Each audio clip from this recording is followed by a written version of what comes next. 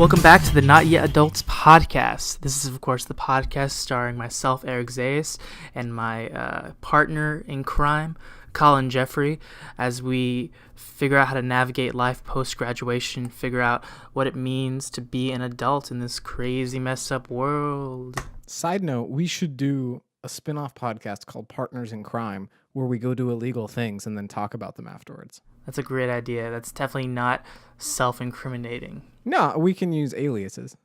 So, like, I'll be, like, Bo Schmo the Showdown, and you can be, like, Mr. Incorporated or something. I don't know. Mr. Worldwide. Mr. Worldwide, I like that. I think that's taken. Maybe. I don't know. I mean, really, how do you know if something's taken unless you just claim ownership and then wait and see if you get sued or not? That's a good point. I mean, that's what's happening with this podcast. Just as a non sequitur, I cannot believe Not Yet Adults was not taken for, like, anything. I can't believe we got that. Well, we'll find out whether or not we were the first ones to pick that name when we get a cease and desist letter from the Adult Corporation or whatever. No cease and desist have showed up yet. So if you have a cease and desist letter you want to send our way, shoot us an email, nyapodcast@gmail.com. Yeah, I feel like it would have come by now. Probably. We're 11 episodes in. Yeah. So, Collin, what's on your mind this week? What is on my mind, Eric? Eric, I feel like the thing that's on my mind is the same thing that's on most people's mind these days. And that is sort of the news and the media and where we as a country here in the United States are at politically right now.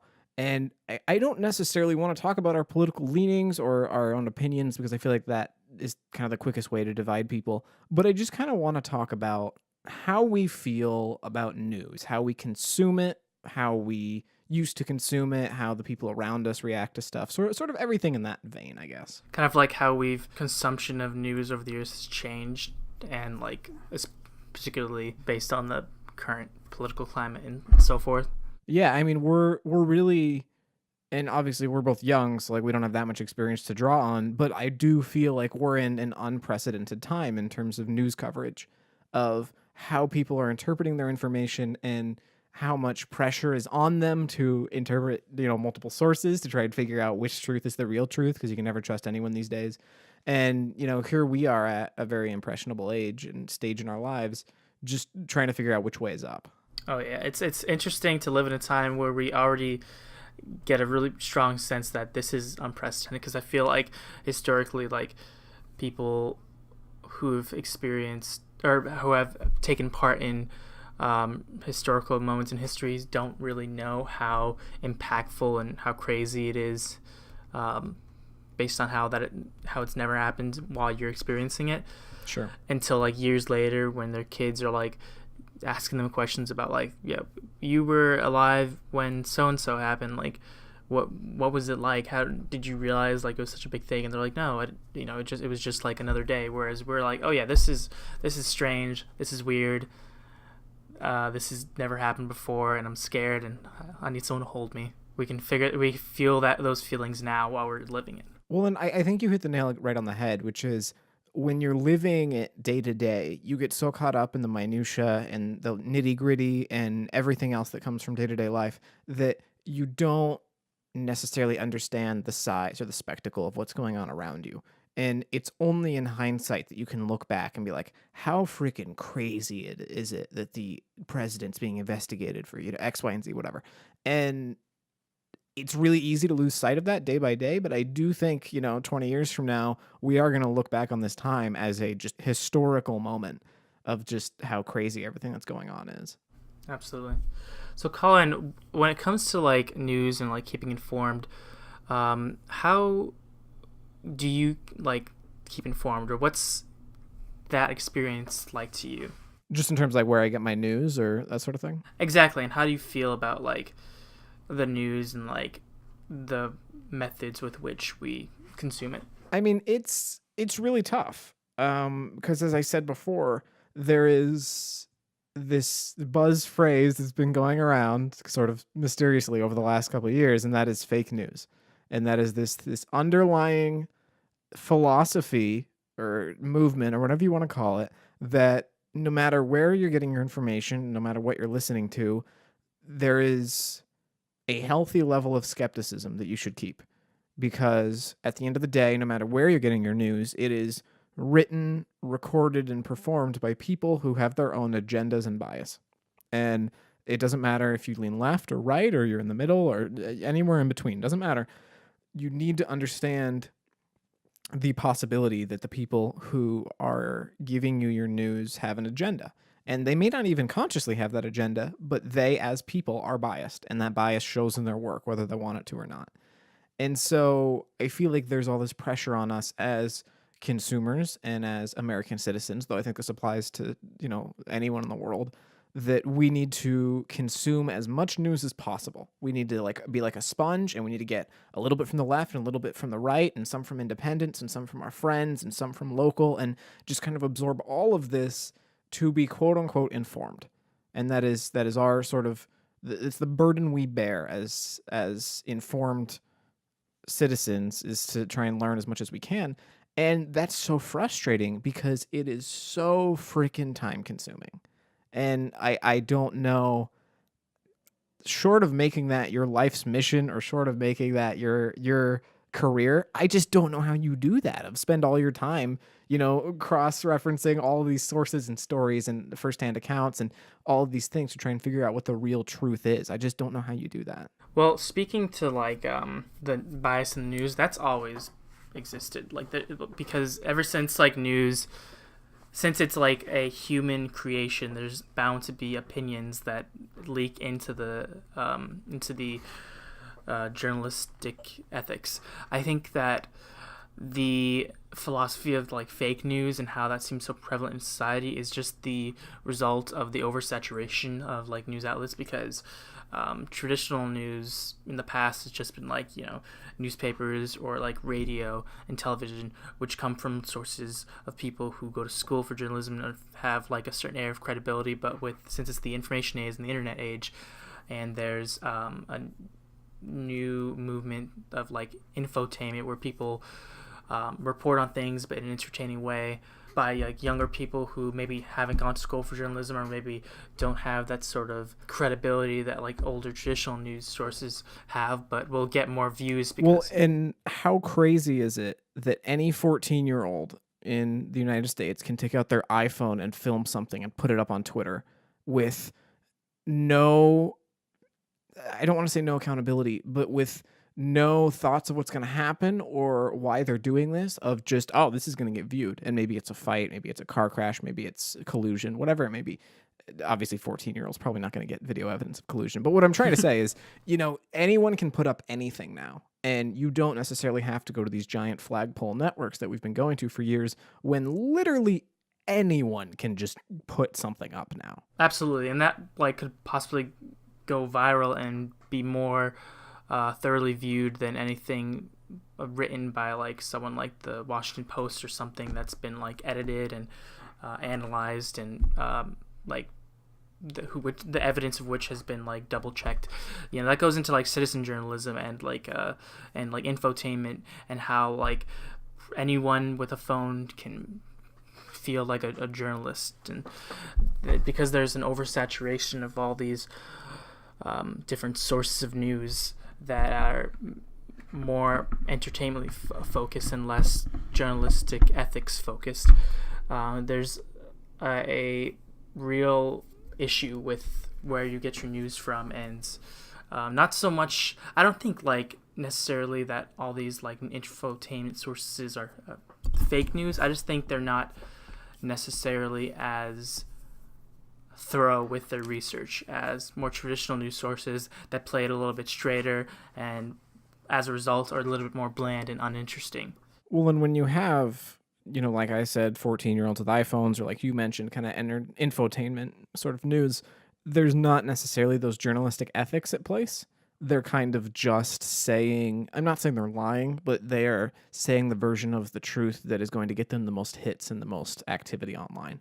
And of course, CNN and Fox and other places are doing that too, but they also have a little bit of a reputation to uphold, as opposed to, I don't want to smear anybody, but you understand what I'm saying, of basically a more entertainment-based network or a person on Twitter with a few 100,000 followers can just say something just to see if it'll stick. And maybe it's true, maybe it isn't, but if it's outrageous enough, it'll get retweeted enough. And that's kind of the age we live in. Yeah, and the difference between a young kid with a YouTube channel and a grown adult who's gone to school for journalism, who works at like who was hired on as a writer for a newspaper with an ethic reputation. The difference between those two people is the kid with the YouTube channel may hear like a rumor of something in like a breaking news story and think, oh, this is really interesting, and won't necessarily verify it for its truth before they report it, quote unquote report it. Whereas the ethical journalist will verify it before it's true, just to make sure it's true before reporting on it, and that'll take more time, and it won't be as quick, and the truth may not be as interesting or as spicy, or whatever the word I'm looking for is. And that's really the danger, especially with the younger generations who may be more interested in the juicier story rather than the accurate story. Well, and in the case of these big networks we're mentioning, they have to be careful because it is a very real thing, and it happens that should they misreport or misrepresent a story or certain information in the story, they could be held accountable for libel or slander or defamation or just ruining people's lives because, they didn't, as journalists, do their job to the full extent of their abilities. Yeah, their due diligence, exactly. And I'm not saying it couldn't happen to a YouTuber or to a kid on Twitter or whatever, but I feel like the very nature of those platforms, it's kind of built in that take it with a grain of salt of like, this isn't necessarily a confirmed report. This isn't, they don't have primary sources that have gone on record to say X, Y, and Z. It's just, it is very much, you see what you see, and maybe it's true, maybe it's not, but that's kind of the age we live in. Yeah, and I think that's kind of goes in the problem again, where like young impressionable people won't know to take their online or infotainment news with a grain of salt, and will just hear a rumor they see in like a Twitter post or a YouTube video and think, oh, this is the story, and that's what they take with them. So yeah, like you're saying, it's like important nowadays to try to get news from not just one source, but a variety of sources, and that's just so exhausting because of the oversaturation of news, and because you don't know like how true the stories are necessarily. Like, it's probably going to be more true if you go to a more reputable news source, like a news source that's been around for decades, because they've have a reputation of accuracy and journalistic ethics. But it's just those news sources just aren't as like interesting as like infotainment, which there's an abundance of, but like I'm sounding like a broken record, but it's not going to be as accurate. No, I totally get what you're saying. So for you personally, or I guess let's back up a little bit. How has the news that you interpreted, let's say 10 years ago, changed compared to the news you're interpreting now, and sort of everywhere in between? How have you as a consumer and as a informed citizen kind of changed where you get your news from? Well, for me, about like 10 years ago, I was in junior high, and my main source of news at the time was television news, but not necessarily CNN or Fox or NBC. It was more Comedy Central, like the Daily Show with Jon Stewart, Le Colbert Report, and they do the research, but it's also like comedy. At the end of the day, comedy and making a joke felt like the goal for those shows, and of course, those were more like a left-leaning, but I'm a pretty like left-leaning guy, so it worked with my like already existing political affiliations, although that was a time when I was kind of being molded personality-wise, so maybe like those shows helped me become politically who I am right now. But Jon Stewart freaking brainwashed you. He turned you into a mindless drone. How dare he? But yeah, that was like the main. So it was infotainment, but it was like still pretty well researched. And then over the years, I kind of stopped watching stuff on news on television and started gravitating more online and watching like YouTube infotainment. Like SourceFed was a big one. They were a group of YouTubers that were ahead of their time, where they would like report on the news in a pretty thorough but like entertaining way. Basically like infotainment that's on television, but in shorter, more digestible forms, which work more obviously for the online audience. And I watched them for years, and I knew that it was like, it's not like the best news, but it was still the main way and the most convenient way to stay informed with the world, to kind of put a pulse on the world. But then years later, like during college, SourceFed was bought out by a company, got canceled. And also during that time, because I'm a communications major and my concentration specifically journalism, a lot of my college classes required me to watch more traditional forms of news and more of a variety of news. So I was watching clippets of like Fox News Online and stuff from CNN and NBC and all these more traditional news, but like news sources, but online rather than like on TV, because I didn't have access to television. And so it was exhausting to like to consume so much news and read articles and all these different things from like traditional news, which doesn't, like, of course, spice it up. It keeps it pretty plain, which is good because it's more accurate, but it's, just harder to consume all that.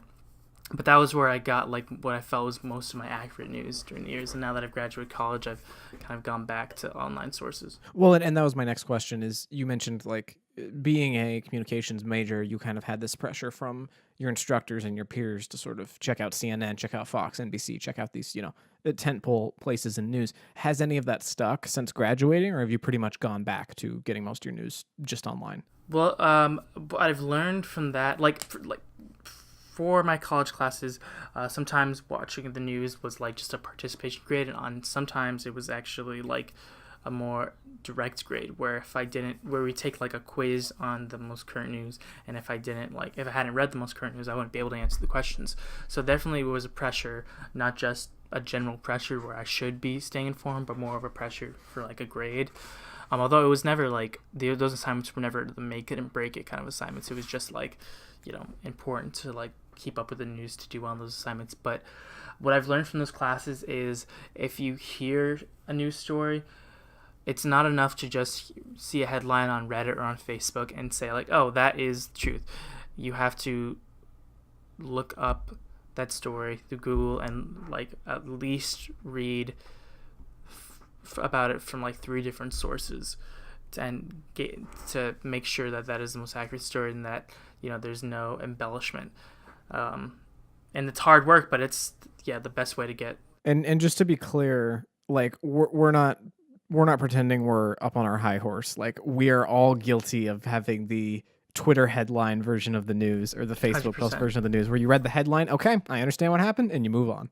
And I still do that with a lot of things, but more like if I hear a news story about like a movie that's coming out and like, oh, this person's been cast, like I don't feel the need to like verify that from 3 different sources. But if it's something like a disaster, like a shooting massacre that just happened recently, like breaking news, or something really interesting that happens like with a politician that I feel like, oh, that's seems interesting, I want to hear more about that, but I don't want to just hear one person's version of it. I want to hear different people's versions of it to get a wider scope of the story. And I think that's, very wise of you and people who do that. If you're a Republican, or excuse me, if you're a conservative, you listen to Fox, and if you're a little bit more liberal or moderate, you maybe listen to NBC or CNN or whoever. And I feel like a lot of people listen to the news they know is going to represent what they want to hear, and that is a very shallow, narrow-minded way to live your life. Of if you are a more liberal or left-leaning person, listen to Fox, listen to the opposition, listen to what they have to say, and maybe you find some stuff in common, or maybe you don't, and you just understand where other people stand, whatever. But don't just listen to what you already know. You already know that. You don't need someone to tell you what you already believe. Yeah, there's actually a term for it in communications. It's called confirmation bias. It's so common, there's a name for it, that people only consume news from sources that they know are going to validate their already pre-existing beliefs.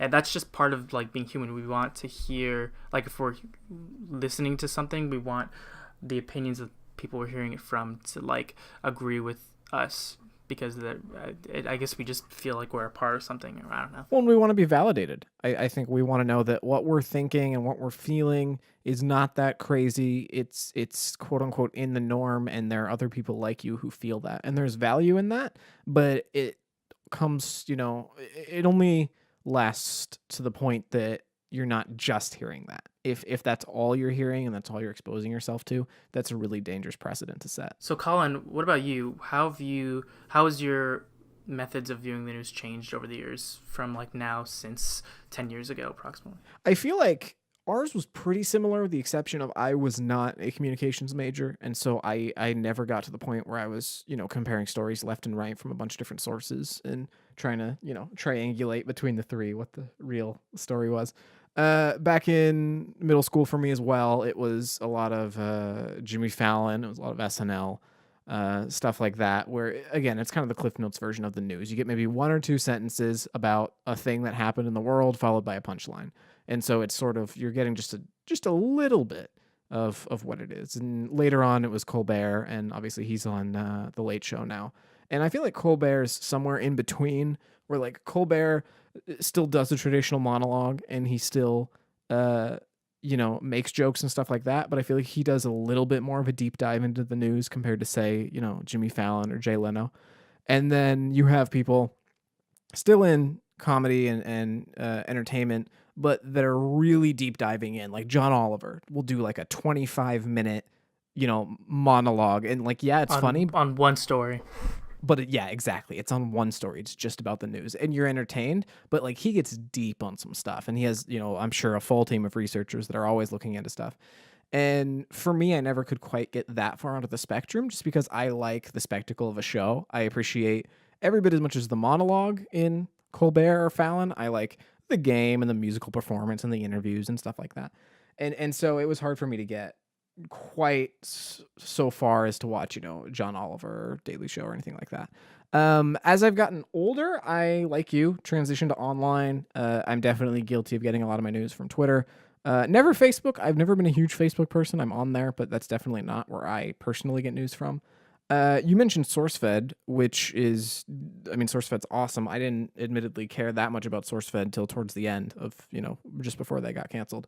But what we were talking about off camera was sort of how the DNA from what was in SourceFed spun off, at least partially, into what is now the Philip DeFranco show.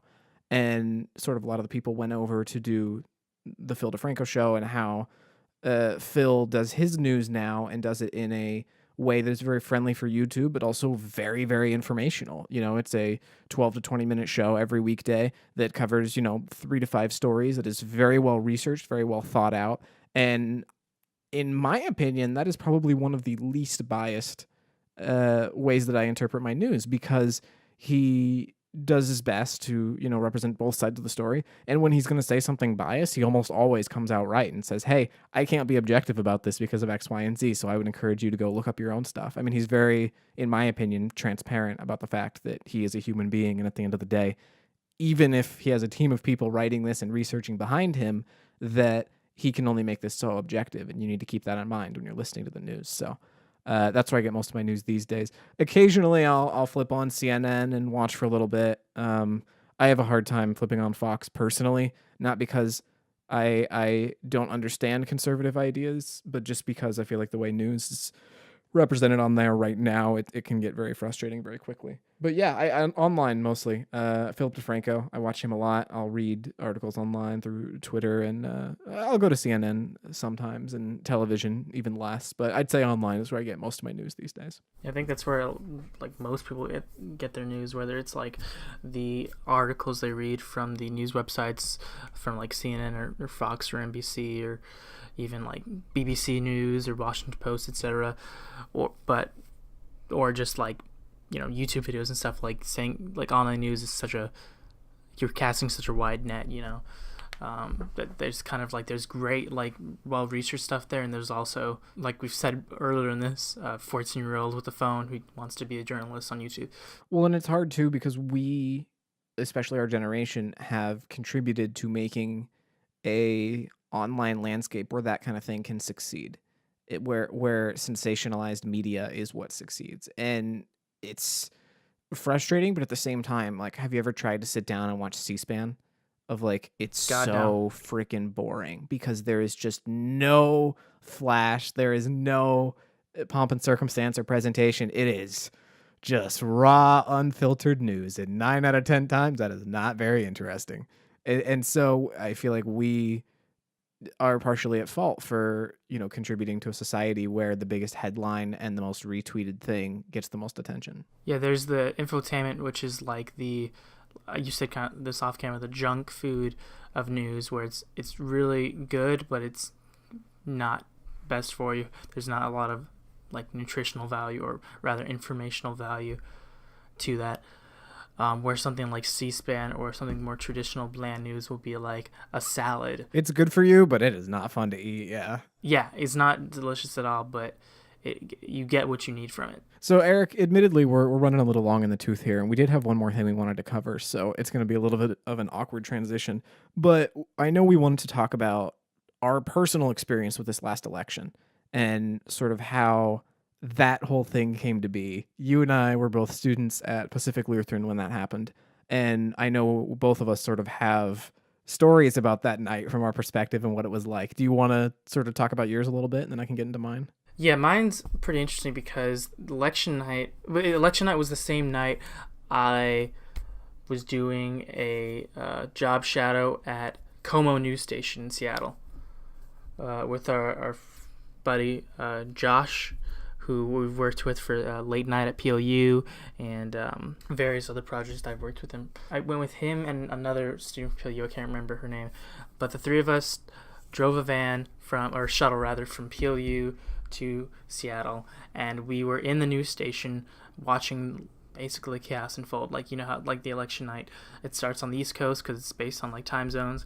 and so you see slowly the states change colors. Like some states go red, some states go blue, and we watched as like slowly but surely like the right half of the country was like red, and it didn't really get blue until it got to the West Coast, which at that point it was already too late. It was decided pretty early that Trump was going to win. Yeah, and it's interesting to see all the like news announcers, especially when you're in the thick of it. Because I remember sitting at like this place they'd set up for us in cubicles because they were so busy. They didn't really have much for us to do, so we just like basically watched the news there, something we could have done at home, but in a news station. And we would like see people sitting next to us in news, like at the cubicles, like talking on a phone, saying, "Okay, yeah, sorry, I gotta go. I'll be right back." And then like hanging up, standing up, running away, and they're wearing like a dress or a nice suit. And then a minute later, you'll see them on the TV giving like their analysis for whatever they're like talking about. And it was like, oh, hey, I was just sitting next to that person. So I mean, being at a local news station in Seattle that night when that was happening, I mean, what was the tone? What was the mood of the people around you? Pretty quiet because they were really busy and they had a lot of work to do and they didn't have a lot of time to like talk about the news. But there is a sort of energy with like that night because it's an exciting night. And then as each state was turning red, because the three of us were pretty liberal and like we were kind of like, I would say, in denial as it was. The tide was turning in Trump's favor. We were kind of like, oh no, that's like this, there's no way. And the people on the news were kind of like giving their commentary as if it's a sports game, and all their like making their predictions and their analysis and going based off pretty much all of the polls they had suggested that Trump would like lose in like a landslide victory for Hillary Clinton, and that was not the case. Dude, I will never forget it. My conservative grandfather, a day or two before the election, texted me saying, yeah, I'm pulling for Trump, but I know Hillary's going to win. And I was just like, how much changes in 48 hours, man? It's so... Yeah, I don't think anyone could have predicted that victory. But yeah, the tone definitely shifted when I remember sitting next to Josh and I was like, well, maybe when they get to California, because California has like a lot of like college electoral votes, and Josh just turned to me and was like, nah, I think Trump's gonna win. And we're just like, and like, yeah, the energy in the news station definitely went. It was quiet to begin with, but it was still a little bit lively, and it got dead quiet because people were just like, well, this, our job is to observe and report the truth, and this is what's happening. We just have to, accept it and talk about it as like unbiased as possible. And it was definitely a weird experience. It was a weird night. The energy got real weird, and we all just were in like a strange mood the rest of the night. And driving back, it was very like, is this real? Are we in a dream? I feel like that's a pretty unique place to have that experience. For the sake of full transparency, Eric and I said that off camera that we both have stories, but neither of us had heard each other's stories. So I'm actually really glad we did it that way, because I assumed yours was on campus or something, and that was not at all what it was. It was a very unique experience. I think that was cool. Mine was, so it was November, and that was my first year at PLU. So I had to stay in the freshman dorms, even though I wasn't a freshman. And so I was on my bed in my room watching CNN on my computer, and I kind of had my door open just because it was. I'm kind of a. I kind of stick to myself. I'm the kind of person like doesn't go seek out interaction most of the time. But because it was the kind of night where like everyone was just talking and kind of enjoying it together, I had my door open. And over the course of, I don't know, about an hour and a half, one by one, people that would walk by my room, my wingmates, I would say hi to, and they would come in and start watching the election. And eventually we had like 12 people in there, all crowded around my computer watching this thing. And like as the night went on, it was like, oh crap. Like it became obvious after a while which way the wind was blowing. And we all started talking about it. And, you know, it's interesting. You get a bunch of 18 or 19-year-olds in a room together. And like some of you know about politics and some of you don't. And, you know, everywhere in between. But it was interesting having all these conversations all at once of what we thought was happening. And eventually in the night, our RA walks by, and I don't want to say his name. I don't know if he listens, but he's an awesome guy. I love him a lot. He walked by, and he took one look at the screen. This is just before Hillary gave her concession speech or just after. And he took one look at the screen, realized what was going on he hadn't heard, and he looked like he was about to start crying, and he just walked out and drove off. And he never returned. Never came back, dropped out of school. No, and again, he's a really cool guy, but it was just that moment of some people are taking this so hard. And especially at a, you know, we went to a liberal arts school and it's a lot of young people, which typically lean a bit more left. And having such an unconventional campaign and such an unconventional election, to have that moment of seeing Trump elected, regardless of where you land on the spectrum, it was so interesting to see how deeply it affected the people around you. And just to see, like, honest to God, most people in my wing, it looked like you had told them their immediate family had just been killed. Like the night of the election, because people were taking it so harshly. For people who like don't live in America or and like don't keep up with American politics and weren't really that affected during that day, if you watched like the Avengers Infinity War, that last scene where all the heroes realized they just lost, that was like how it felt for us while we were sitting in PLU, the middle of a liberal arts school, and Trump won.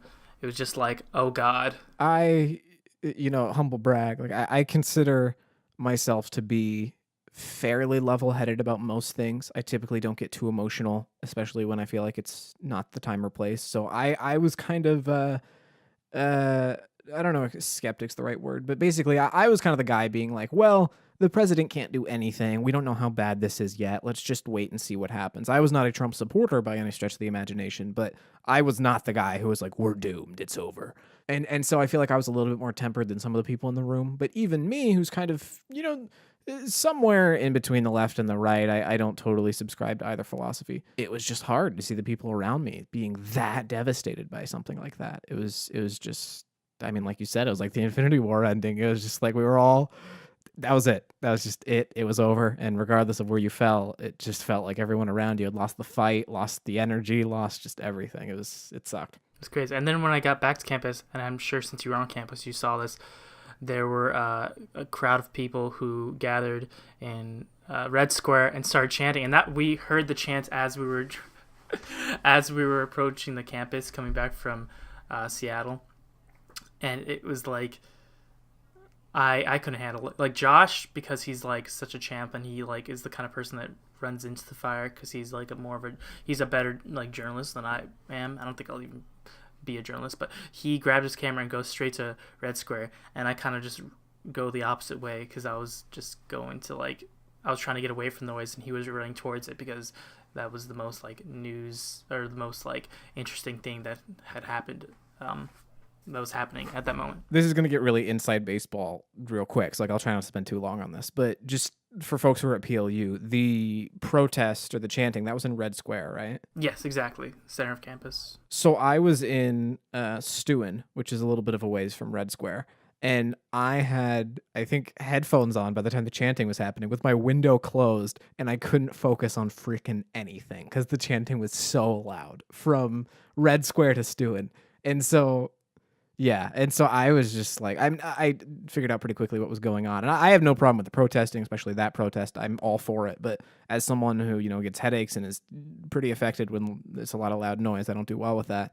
It was just like, oh my god, is there going to be another 4 years of this? It sounded like chaos. It sounded like we're in the heart of the storm, except like heart of the storm's calm. But I mean, like I guess we're eye of the storm adjacent. Like we're in the middle of the chaotic part of the storm. Yeah, it was crazy, man. I don't think we'll ever forget that night. I kind of regret not going to the protest because I like went away for it to like kind of like calm down, but I wanted to go there not to like participate in the protest necessarily, but even though like I definitely felt what they were feeling, but I just didn't feel like yelling. I rarely ever feel like yelling, but I just wanted to see it up close, and instead I kind of went the opposite way, and I regret that. I don't know, maybe this is yet another interesting division between you and me of like, I didn't need to see it, of like I knew what they were doing, I support what they were doing, I'm happy they were peacefully protesting. Maybe I'm just too selfish of like, I can't deal with that much noise. It really, like, I get migraines and stuff, so I was just like, I'm just going to stay as far away from this, but know that I support you from afar. And maybe that's on me. Maybe I need to be more vocal about my, disdain for certain things in our government and in our society. I don't know. Yeah, I don't think we'll forget that night. Crazy and wild night. It was. Well, Eric, we have a supersized episode here for people if they want to get it here. I feel like we even could have talked about it more if we wanted to, but we'll keep it as bite-sized as we can. Maybe we'll do news and politics part 2 at some point. Who knows? Well, Eric, I'm about to outro the show, take people home here. Is there anything else you want to say to the fine folks listening, sort of to put a pin in the whole news and politics conversation? Well, I think we've already said it multiple times, but as exhausting as it is important to try to get a variety of news. Not like all the different, news outlets, but like if you look within yourself and see that you lean politically more one way than another, then like don't make sure to try not to just get your news from a source that agrees with that disposition. Try to get news from the opposition, and don't really think of them as the opposition. Just think of them as other human beings that have different philosophies and ideas of how the world should be, and realize that the more you see from the other perspective, the wider and more objective of a view you get of the entire world and the entire scope of ideals as a whole. And it's really hard in American politics because we do exist in a two-party system where if it's not us, it's them, or if it's not them, it's us. And it can be so easy to paint the picture of one side's the protagonist and the other's the antagonist, and our only job is to beat them. And that's an easy way of thinking to fall into, but it's not a very constructive way of thinking to fall into. And so sit down with someone that, a friend or a family member, or whoever it may be, someone you have radically different viewpoints to, and not to convert them or to refute their arguments or to break them down, but just to honestly listen and just be like, where are you coming from? I want to understand you better, because that's how growth happens. It's not by shooting people down, it's by letting them in and listening to them. And that's how we're going to grow, is not by further dividing ourselves from one another, but from listening and understanding that you're not that different from me, and I want to understand the things that do make you different, because that's a good thing, not a bad thing. That was beautiful, Colin. Oh, well, thanks, Eric. I'm so glad you, us both, but you especially left this episode on such a nice, warm note, whereas I was worried near the end that it was not going to end that way, and it was going to end on a kind of a depressing note. But also we're doomed, and the United States is over. It's done. We're done. Sorry, did I blow it? For that. Did I? Oh well. Just say the places people can find us so we can leave.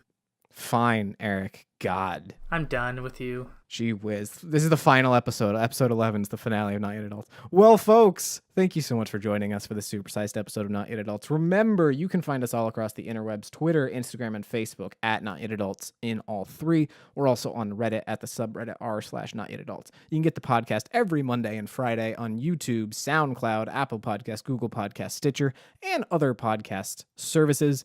2 episodes a week. We're pretty proud of them, and we hope you are too.